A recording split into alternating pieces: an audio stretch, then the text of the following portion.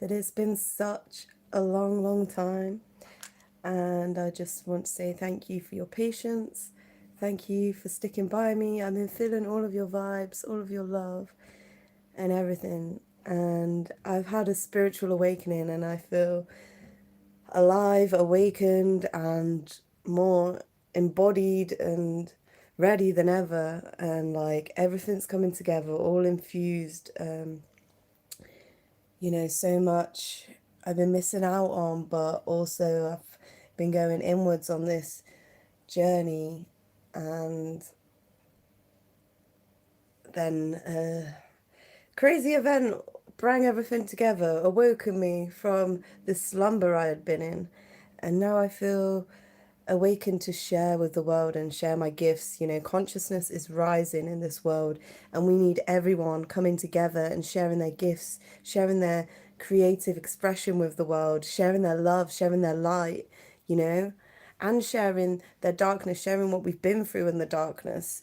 So we know we're not alone and come together. We must infuse the dark and the light together to become full, activated people and stop denying ourselves, stop denying our own darkness, and, take responsibility for ourselves, take accountability for our actions, our behaviors, our thoughts, our views. We got to question everything. We've always even got to question ourselves, and self-inquiry is so important, and we need solitude for that. We need time alone. It's paramount to reflect and build and grow and decompress, and just to spend time with ourselves, nourishing ourselves, loving ourselves. When we truly love ourselves, we enjoy our own company. And we all should learn to enjoy our own company. If you don't love your own company and you don't have any alone time, you need to question why and find a way to make that happen. So I was inspired to start this video right now because I found this piece of paper of a little scribbling I made a little while ago, and I felt to share it with you. And I just posted a post on Facebook, weirdly, that was kind of linked to this in a way.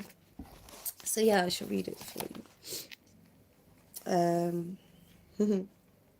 Because, sorry, my post and this is all sort of inspired by the fact that people judge so much and so stuck in their ego on wanting to like label things. And we need to open up and expand ourselves to the bigger picture of things, and the other people's experience, empathy of what they might have gone through, and and infuse it all together. That's how we have the truth, everyone's perceptions all together. But the truth is still the truth, and we can all view things differently, especially if we're inebriated, intoxicated, or also energies of our emotions and feelings can be so powerful, and they can cloud our judgment. When we're angry, we don't think as clearly. When we're sad, when grief is the lowest frequency, one of the lowest frequencies. So when we're in these feelings of grief or guilt or shame, it can keep us in low vibrations. So we got to raise the frequency, and we can do that by changing our perception on things and finding a different viewpoint to look at things to help us feel better, and to see things for what they are as well, because sometimes we can be in denial. I've been in denial about many things, many a times, a long time, and that's why alone time is important, and self-reflection, and just taking responsibility for our actions, taking time to pray, to meditate, to nourish ourselves, eating the healthy foods, whole food, plant-based, colourful, nourishing foods, getting hydrated, sleeping right, getting out into nature. All these things will nourish our souls and can change our perception on things. We feel a lot happier when we're out in the sunshine rather than locked inside, and it's the same. We could be locked inside our own minds and not see the sunshine that there is in the soul that is ever glowing and beautiful. So yeah, anyway, sorry, another tangy there for you. But here we go. There's beautiful in the ugly, and ugly in the beautiful. In this world, like yin and yang, I suppose, but also everything is relative. For example, a flower growing, a weed, out of the cracks, some might see it as an ugly pest ruining the pavement, and some may see it as beauty and strength pushing through an oppressive terrain. Either way, all depends on our perspective. Perspective is everything. What we focus our attention on is so important. Muy importante. Some people hate seeing themselves naked, emotionally, physically, spiritually, or mentally. Maybe mentally naked borders on genius / crazy, out of your mind, or just away from thoughts. Anyway, most commonly related to and spoke about is body image. Most people I know hate their bodies and don't like to be naked or seen. I love to be naked or have my body out. I'm comfortable with it. Whether I think it's perfect or not, it's perfectly me. It's what I got, and I'm making the most of it by loving it fiercely. Right? And we can all forget to love ourselves fiercely and come away from that, but we must forgive ourselves and just get back to loving ourselves. It's easy to do it every day. Just come back to center. By loving it fiercely. Well, apart from when I'm not, see? It's hard to love ourselves 100% of the time. I mean, we're having a human experience. We're here to experience everything, every emotion, every feeling, every up, every down, for that is beautiful. That the good, the bad, and the ugly. It's like the beautiful lotus is born of the mud, rooted in that duality. Its beauty you cannot appreciate, the flower without the mud and the roots and the hardship and the suffering and the history, the past. We all relate.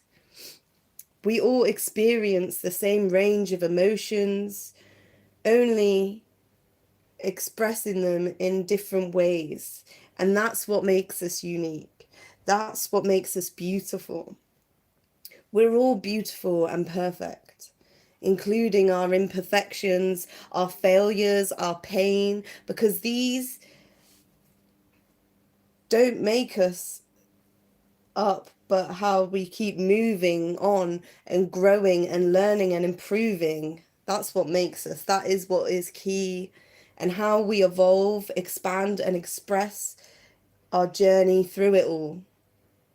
Our resilience is amazing. I love my body, my mind, and my soul. And being naked, physically, spiritually, I love being free. That's why. Loving ourselves is freedom. Loving ourselves is freedom. Because nothing or no one can stop us when we fully love ourselves in a nourishing way. We heal ourselves and heal others.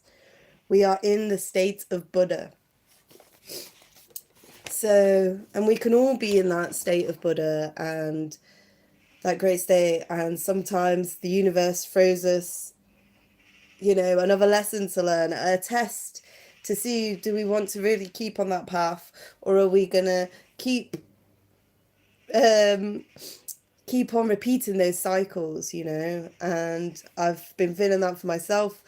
I was in a really good place when I was sharing lots of you guys and everything. And the universe brought me a test, and it took me on a journey that I've learned so much from, and I feel like it's solidified in breaking that cycle for good now and just fully actually feeling it of loving myself for real. And it's been a big part of my journey, what I've been sharing with you guys, because I feel it's important for all of us to love ourselves. But it's easy to give that away and just be wanting everyone else to love themselves. We forget to love ourselves in the process. But when we are loving ourselves, that has a knock-on effect. people feel that vibe, they see it. You're in your higher self, and that radiates out, you know. And people learn from that a lot more than you're telling them anything, you know. We've got to lead by examples in this world. We are kings, we are queens. We must respect ourselves, never neglect ourselves, and love ourselves, nourish ourselves, hold ourselves, soothe ourselves. We've got to reparent ourselves, love our inner child. What does your inner child call out for? Because that's the path to take you, you know? That is where it's at. And bring joy, bring love, and bring healing to that beautiful little child within. And that child will lead you to your heart's passions, your heart's desires. Listen to your heart, break away from the ego, and just live in consciousness. Go out to nature to seek answers, you know, play music, write poetry. These are all great outlets to tap into the divine and the divine expression of not thinking, but just let it flow, let it feel, you know, painting, art, and getting into water, whether it's a shower, a bath, going down to the river or the ocean, and immersing ourselves and setting the intention in the water is so powerful, and it's so cleansing and nourishing to our souls just to be in water. We're so connected with water, and we're built up of water. And it's so important to be hydrated with plenty of water every day, not all these fizzy drinks, crap drinks, you know, even nice drinks like tea and juice, you know, natural pressed fruit juice and things. We still need the water to cleanse and purify our bodies of the toxins.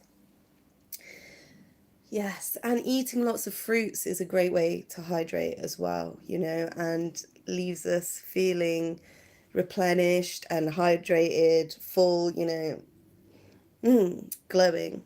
I need to eat more fruit today. I've just had half a melon, feeling good, but I feel to have some berries and stuff now.